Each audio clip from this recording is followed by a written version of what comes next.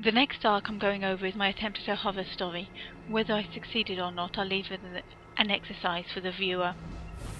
If City of Heroes is still up when you watch it, the arc is currently published as number 554210. That's 554210. Horror is a tricky genre to get right, especially in a superhero game, because the two genres are the antithesis of each other. Traditional superhero stories are a power fantasy, while horror is a fantasy of powerlessness. We're currently flying over Croatoa, which is a supernatural horror-themed zone that was introduced to the game in August 2005. The backstory of Croatoa is that the town of Salamanca is under assault by redcaps, and is slipping into the spirit world. In the canon story, the PC saves the town, with the final mission of the storyline seeing them standing off against a horde of redcaps, as some mages reinforce the spells that keep the town safe. This leads neatly into our first narrative problem: how to threaten the town without ignoring the work that the PC may have done. Whilst the villain of the piece was inspired by Nick Cave's The Curse of Millhaven, working out how the redcaps got into town provided the meat of the arc. Apart from presenting the initial crisis, the purpose of this mission briefing is to inform the PCs that the redcaps aren't supposed to be here, and to introduce the second major NPC to the story, local hero Stormchaser.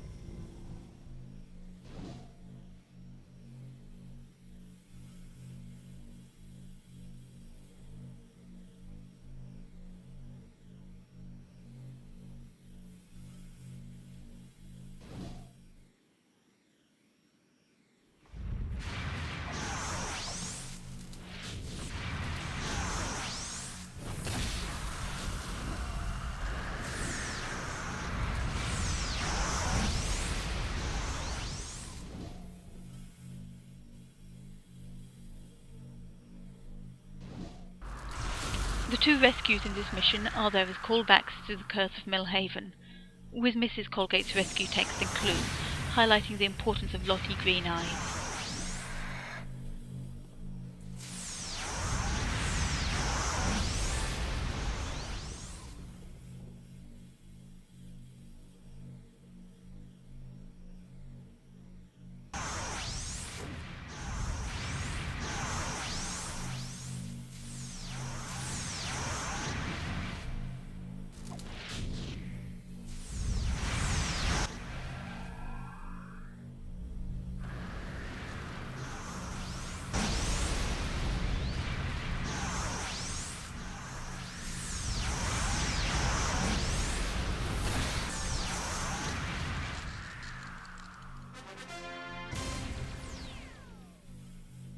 Lottie's clue is there to allow the player to work out how the redcaps got through the town's wards.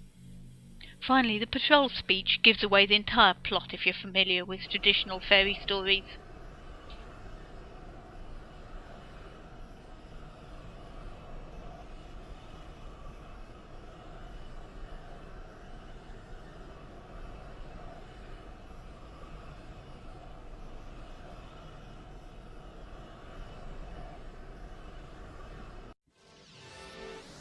The second mission serves to confirm the fate of Loretta's parents, explain where the redcaps got the teeth and hair from, and to act as a framing device for Mission 3, which is a flashback told by Stormchaser.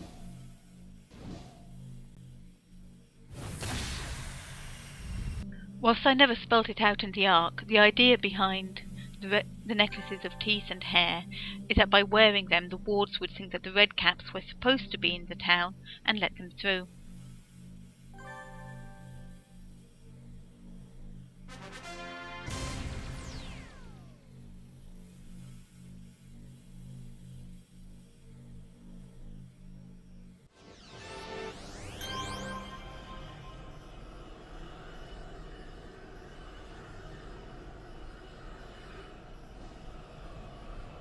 Due to the limitation of the architect system, the context remains displayed as Gordon Bower, though I hope that my framing text makes it clear that Stormchaser is telling the story, rather than this being something the PC is doing.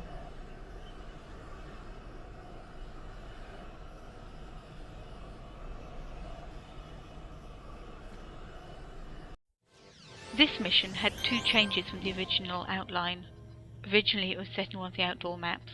I ditched that simply because they're a pain to find things in, especially when there's trees in the way so that you can't just fly over and spot what you're looking for.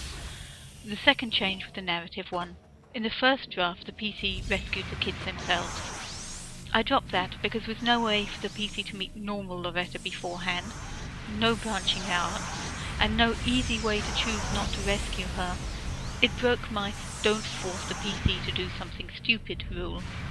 Hence poor Stormchaser taking the fall.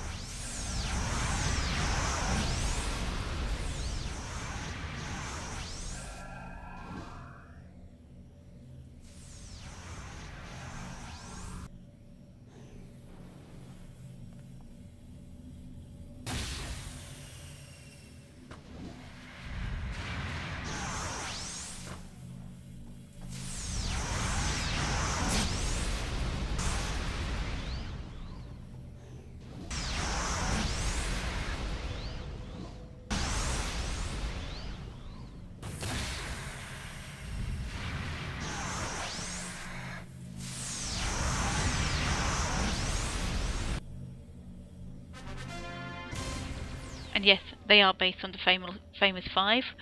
No, there's no sign of Timmy.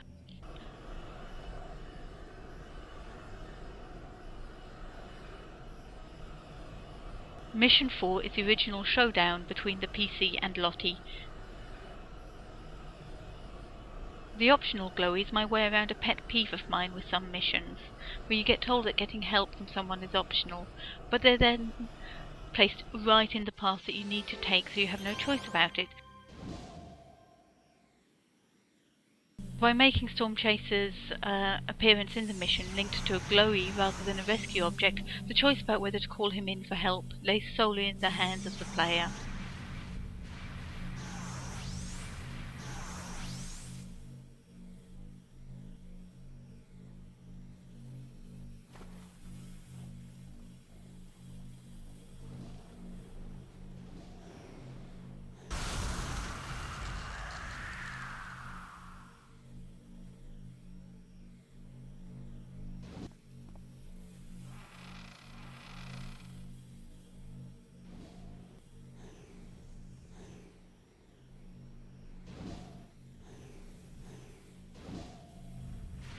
In this final encounter, Lottie has been upgraded to an elite boss.